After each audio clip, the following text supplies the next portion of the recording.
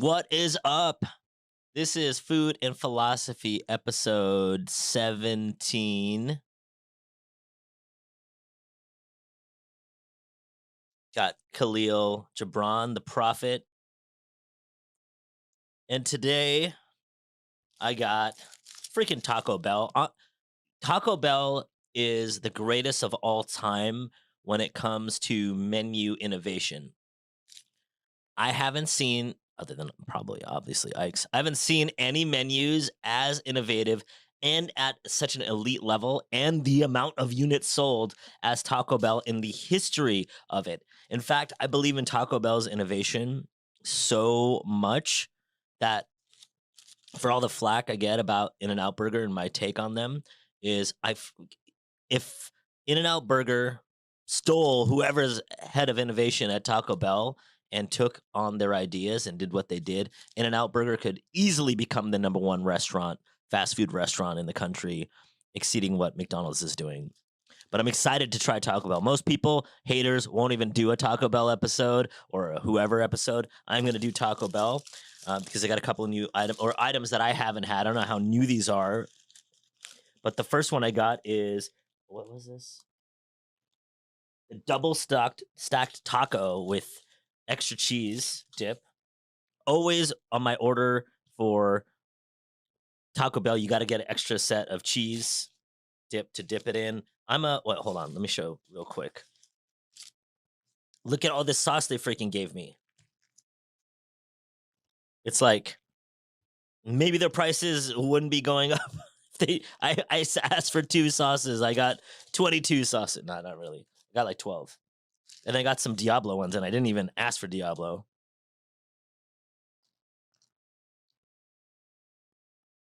I'm down with this. All right, for fast food, this is going to be my new Taco Bell thing. So for fast food, this is a 3 out of 3. I'm going to get this one as long as they have it every time. Every time I go to Taco Bell. All right.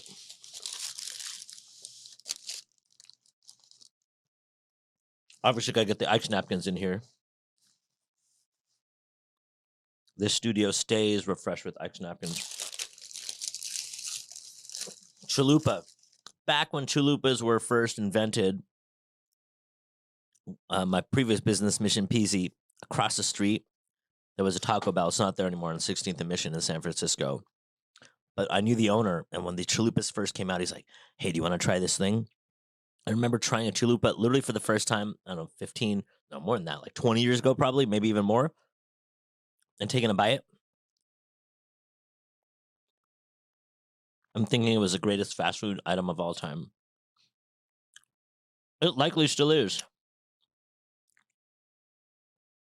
Now, unfortunately, this particular Taco Bell that I got it from, their oil tastes like it's a little bit not fresh, that they deep fried this in.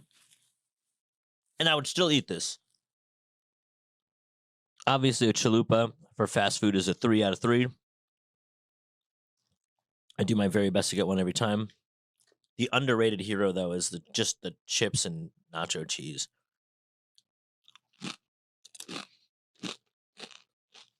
Such an underrated hero.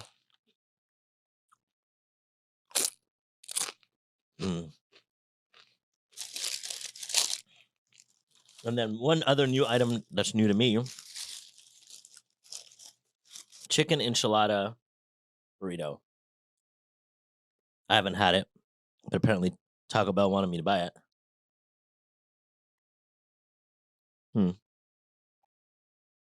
It's not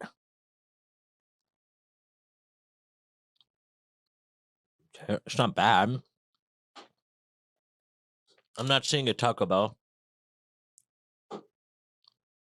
I don't know what the enchilada sauce is. I'm going to give this a 1 out of 3, as in means I'm not going to order this ever again when I go to Taco Bell, but I'm going to take another bite because I'm hungry. Don't mind if I do. I love freaking eating. I definitely need to have a co-host on this show or something so I can just eat while they talk. It'll just be me eating and them talking.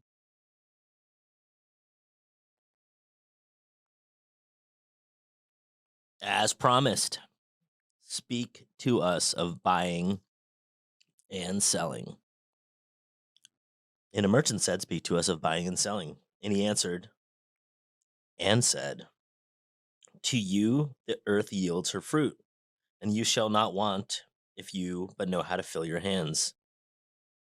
It is in exchanging the gifts of the earth that you shall find abundance and be satisfied. Yet unless the exchange be in love and kindly justice, it will but lead some to greed and others to hunger, and others to hunger. When in the marketplace you toilers of the sea and fields and vineyards meet the weavers and the potters and the gatherers of spices, invoke then the master spirit of each to come into your midst and sanctify the scales and the reckoning that weighs value against value, and suffer not the barren handed to take part in your transactions who would sell their words for your labor. To such men you should say, come with us to the field, or go with our brothers to the sea and cast your net, for the land and the sea shall be bountiful to you even as to us. And if there come to the singers and the dancers and the flute players, buy of their gifts also, for they too are gatherers of fruit and frankincense, and that which they bring, though fashioned of dreams, is raiment and food for your soul. And before you leave the marketplace, see that no one has gone his way with empty hands. For the master spirit of the earth shall not sleep peacefully upon the wind till the needs of you are satisfied. Speak to us of buying and selling. This was probably controversial even in Khalil Gibran's times. What he says here is, to you the earth yields her fruit, and you shall not want if but you know how to fill your hands. People are like, what? What do you mean? I don't have to want something, something, something, equality, something, something, something, poor, something, something, something. No, rich people are evil, something, something, something, victim, something, something, something, is what the responses to that was probably even back then. The earth always provides for all of its inhabitants. These are just the laws of love and wealth. If you knew that you could get anything, money, safety, love, if you knew you can get it anytime you want, over and over and over again, you wouldn't ever feel in need. Now, if you don't know right now, but you know how you can learn how to do that, or if you know how to love your work, love yourself through your work, by mainly by doing what it is that you love to do, but also by linking what you value to what you are doing. If you're not able to do what you love to do, if you know how to do this or know how to do this, to love yourself through your work and your service, then you'll never ever know hunger. You'll never know inadequacy, and you'll never know or need lack. So are you feeling in need right now? Are you? Are you feeling hungry right now in any way, literally or figuratively? Are you feeling inadequate right now? Are you feeling any lack? Then this means you're not contributing through your love, and you have lost your knowledge that the entirety of this planet is abundant. And you most certainly are not being a proponent of fair exchange in your life. If you are experiencing lack or hunger, literal or figuratively, in any of these things, inadequacy, where is it that what you are doing is not what you want to be doing? Now, there's two ways. Oh, but I have to do this. Nobody ever has to do anything. And if you fine, you have to because you made up that you have to. So I'll just relent and say, okay, fine, you have to. You don't have to resent it. You don't have to hate it. All you have to do, or if you care to change it, is see how what you are having to do or being forced to do, in your opinion, is in direct correlation to how you can get what you want out of life. Exactly. In your values, too. Whatever it is, because you can link anything that you're doing that you don't want to do to what you value. The number one hack is only do what you love and delegate everything else. Delegate what you don't love to do to other people because somebody out there loves to do what you don't like to do. I've figured that out in my own life and in my own business. But if you feel like you're forced to, or you have to, or you can't afford to, or whatever excuse you're making right now to not do it, you always have the second easiest option, which is to link what it is that's high on your value according to you, nobody else, not what's according to me or somebody else, according to you, how to link what is valuable to you to what it is that you're doing right now that you feel like you have to do. Once you do that, your whole life changes because your perspective on those actions change. And then you start being grateful for these things. You start feeling better about these things. You start becoming more creative in these things and you start becoming more valuable. And thus you get paid. And then you can start delegating those things. Here he's talking about fair exchange. It is in exchanging the gifts of the earth that you shall find abundance and be satisfied.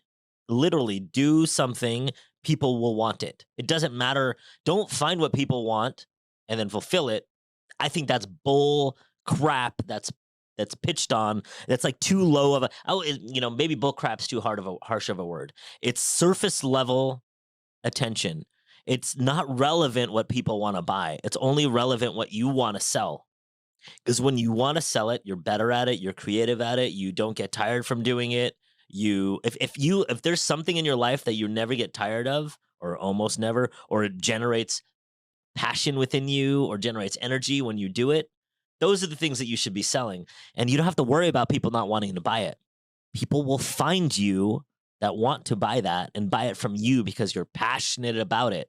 In fact, the less people are selling out there because people don't want to buy it, the more likely they're going to buy it from you because one, there's less competition lives where you love.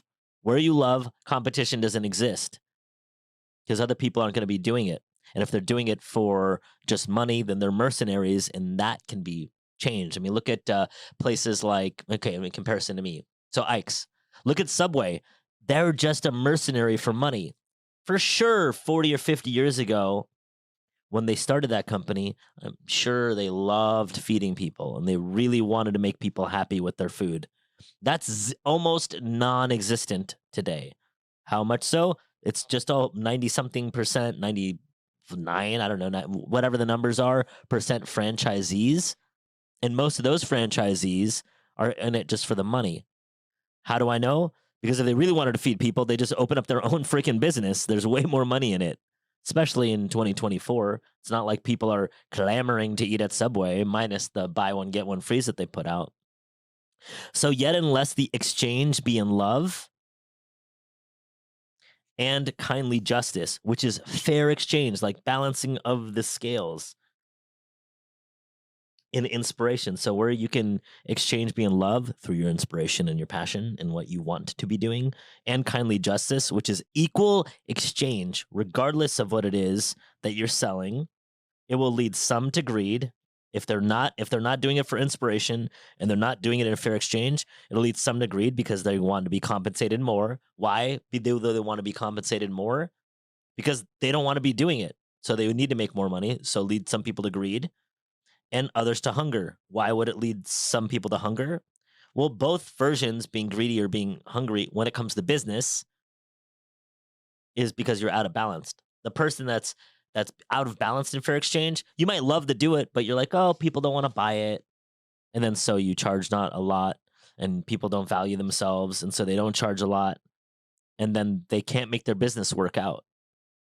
So those are only when you're not dealing, and you need to have both inspiration and fair exchange. You need to have both for this to work. And if you have one of those not there, Say if you have fair exchange but no inspiration, that leads to greed. If you don't have fair exchange but you have inspiration, that leads to you being hungry. You need to be in balance. Buying and selling is abundance until people, perhaps you or other people, add greed or any other negative to it. Before that, before greed gets involved or selfishness gets involved, negative selfishness, buying and selling is abundance because you're trading your love, which you would do for free. This is the part folks that don't do what they love don't understand. When you're doing it for love, you would do it for free, and yet people will give you money for it. So how abundant is that? If you could go and what's something right now that you literally do for free, and then somebody's like, "Here's money for it." Uh, yeah, I'll take 20 of those. And even if others out there are being greedy with money or being greedy in their businesses, or you make it up that they are, or the politicians are, or whomever, and I'm not saying that they're not, but even if they are, that doesn't mean that you yourself need to adopt that reality for yourself. If you're doing what you love, you would do it for free, and then people will pay you for it why? Because you love it. So make sure you're getting fair exchange for the value of the service. Not, oh, I do it for free, so I'll do it for $1. No, then you go out of business and nobody wins.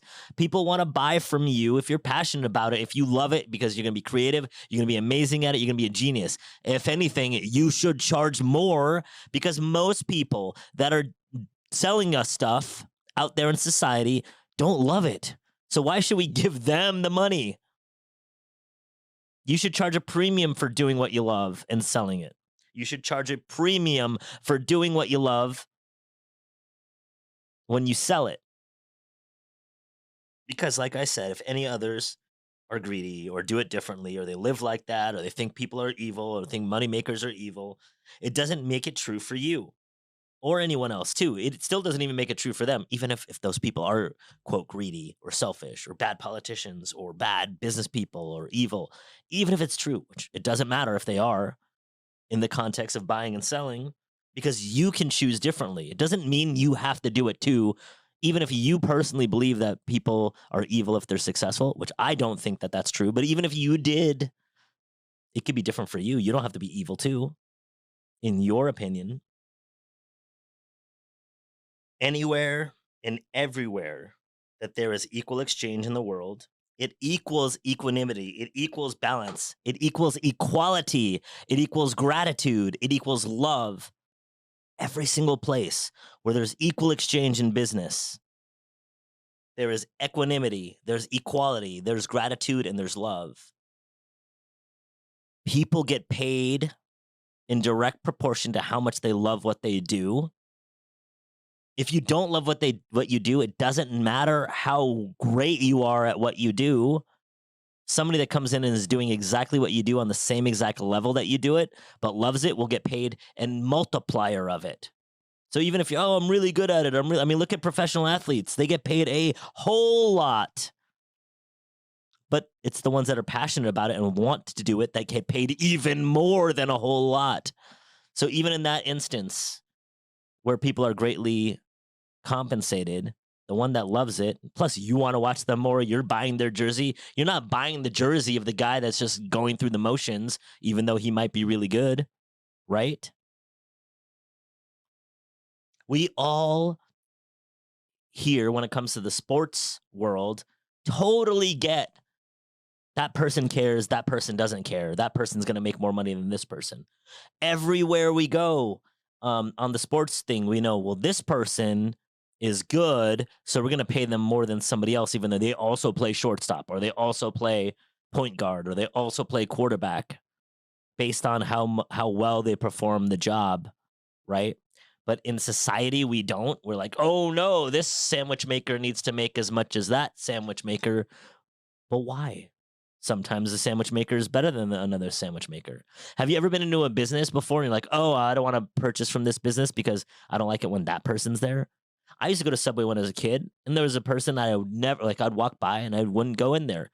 There's a restaurant in La Jolla that I walk by and I look at who's in the kitchen, and I don't eat there based on who's in the kitchen because I know they don't care.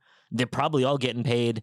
They're all doing the quote same job, but I likely the person that I'm walking by, I don't know what they're doing there, and I don't know how much they pay, but likely the person that I walk by and I walk in the business because he's there and buy something from them, I guarantee that he makes more money than the other people when I walk by and I don't go in there. I can just a hunch. He probably makes more money doing the same exact job. So the same thing goes out to here. We talks about flute players and dancers and singers.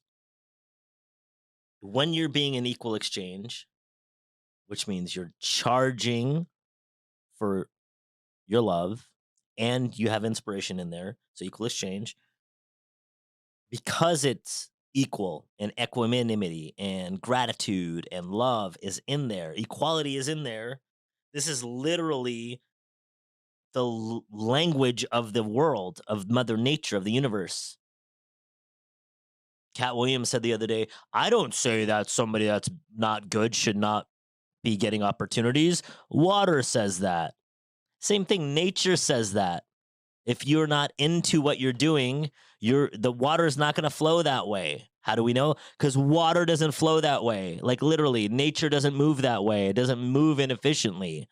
And yet, here we are, we're acting, buying and selling that it needs to be that way. No, you only need to worry about what you love and or linking what you're doing to what you love.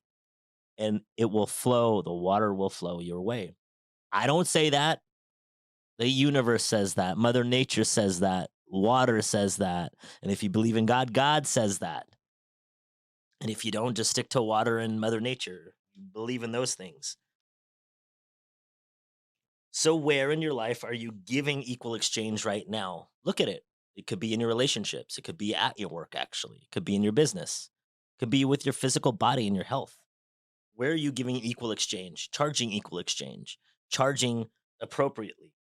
And where are you unwilling to in your life?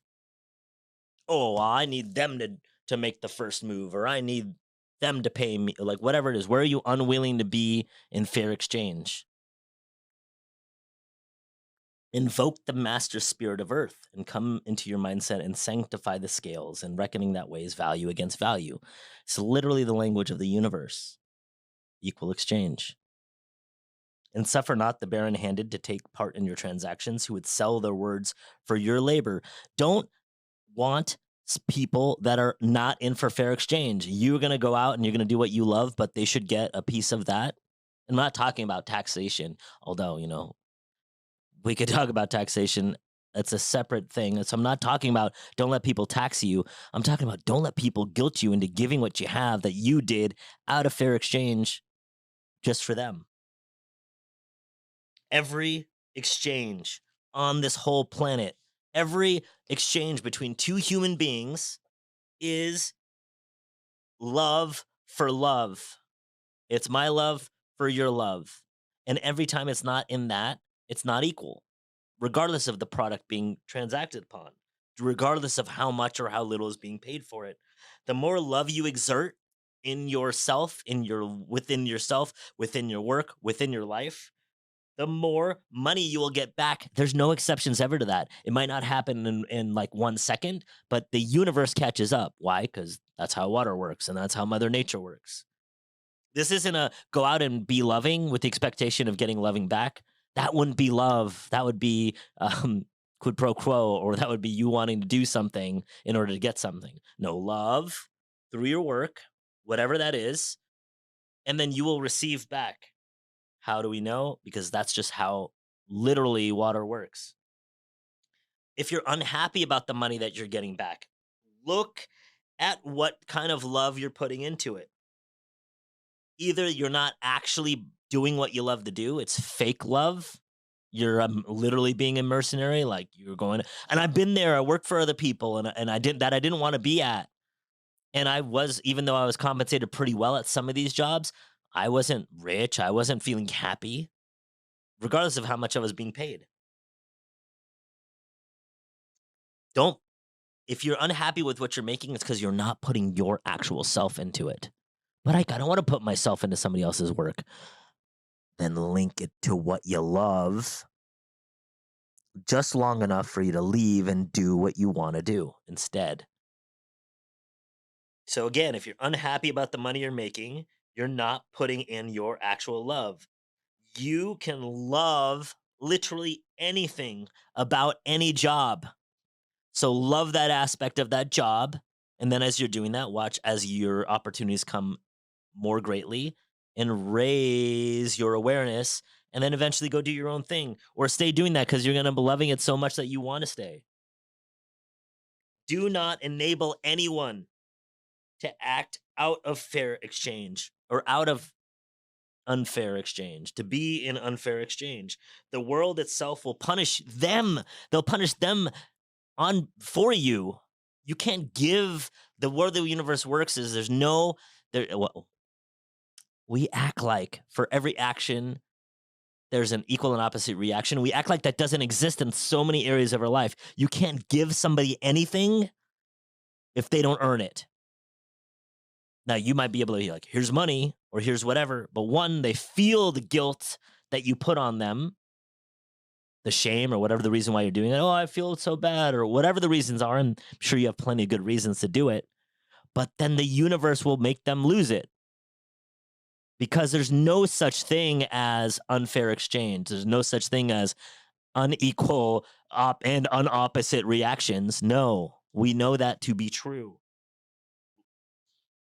So if you do that, they're going to be punished. So no, every time you're like charity, charity, charity, that's unearned by them, you're actually literally sentencing them to a punishment.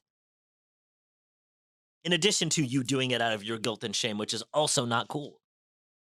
For you, you cannot wash away your guilt or shame through giving things away to people by trying to pour it onto somebody else and now having them pay for it too. They will get that too. They will also come into the bad parts of whatever it is that your guilt and shame is putting on them. So how will they, and in addition, you're not even holding them as capable human beings. I'm not saying don't help anybody. There's a way to help somebody through your passion and through your love, and in a way that they receive it through passion and love. And it's not through 95% or even more of charity work. How will they ever learn abundance this way? How can they learn abundance that way? How will you ever learn abundance this way? How can you learn abundance this way? Do not co-conspire with them in making the world inhospitable and making the world bad. You're co-conspiring with them. Now, often they don't, they're not wanting that. And yet they're hungry. So what's valuable to you in there? Like when you give from love, not from guilt or shame. What happens is most giving is through guilt and shame. Most people aren't giving in the planet with love, through love. To such men you should say, come with us to the field, or go with our brothers to the sea and cast your net, for the land and the sea shall be bountiful to you, even as to us. He probably got canceled for that when he wrote that. So it is valuable to you. What is it that you go out and use and utilize? Pay full price for that. Stop looking for a discount. You yourself wouldn't want to be discounted either. In fact, look at anything that you've paid that you bought solely because of the price, a discounted price. As soon as that discount goes away, don't you stop wanting to buy that thing? Whatever it is that you sell, right? You don't want to be discounted either. So stop asking for discounts. Whatever it is that you want to sell, put in all of your value, your love, your passion. If you keep it short even a little bit, like, oh, well, I'm not going to put it, that eventually will give you less and then less over time. And then that what you give it less, and it keeps going, it starts spiraling down. And then one day you too shall end up in the despaired. So don't skimp on your product, whatever your product is. Love, only focus on love, and the money will come. That's the laws of nature. That's it. That's buying and selling. Speak to us of buying and selling. If they don't cancel this episode, I'll see you next time. It doesn't matter when it's only a matter of time. And if any time it was for me to say your well being is your greatest contribution to humanity, it's after this one. There's no exceptions ever. My Taco Bell. Love you guys. Catch you soon.